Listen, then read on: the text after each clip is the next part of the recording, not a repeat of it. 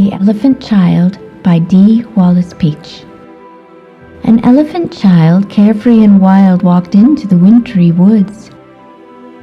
He followed foxtails and jackrabbit trails, ignoring his mother's shoulds. Of course he got lost and chilled by the frost as night began to fall. Oh, that cold night, to the elephant's fright, the clouds began to snow. To his rump he sunk and tooted his trunk, but no one answered his call. He sniffled and shivered, shook and quivered, his nose he needed to blow. The blizzard swirled and snowflakes twirled, he plodded on wobbly knees. His head grew stuffy, the snow so fluffy, he blew out a honking sneeze. Losing hope, he started to mope when in an evergreen tree he spied a house just right for a mouse, and he let go a trumpet of glee. Alas, the place hadn't the space to fit an elephant's bulk. The lost little guy plunked down for a cry, his head hung low in a sulk. The house was quite nice, chock full of mice who whispered quiet and low.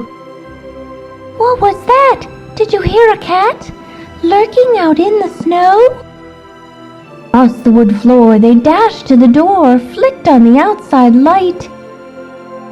In a rodent flurry they squeaked and scurried. "An elephant, what a sight! Let's offer a seat for a tea and a treat," said a mouse who was overly bold.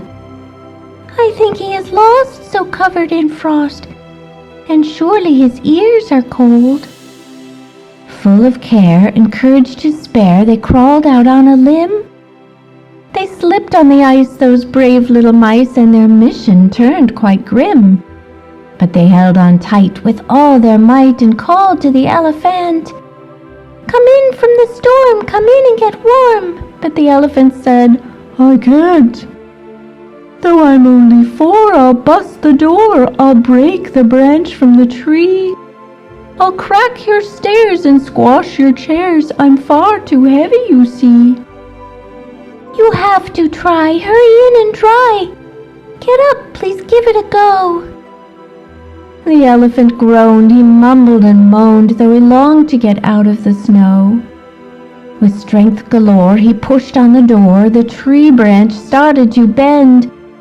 The home nearly fell and the mice had to yell, "Please stop or we're end over end." The elephant frowned as the flakes tumbled down, his trunk a bright shade of blue. Oh, what a glitch, mice whiskers did twitch, what were the rodents to do? Now due to their size, mice aren't very wise, their brains are as tiny as seeds. They may not be smart, but they have lots of heart, and sometimes that's all that you need. They sketched out a plan as only mice can, and piled his back with sweaters and blankets and sheets and curtains with pleats, tiny coats of wool and black leather. With the elephant warm and safe from all harm, they dialed their old-fashioned phone. "We're seeking his mother, a father or brother, this elephant's all alone." Well, what do you know? Because of the snow, his parents were suffering fits. They dashed to him fast and hugged him at last and stayed for some tea and biscuits. Thus ends the plight of the elephant's night. Be careful when out in the woods. You might meet some mice who are caring and nice. But just in case, remember your mother's shoulds.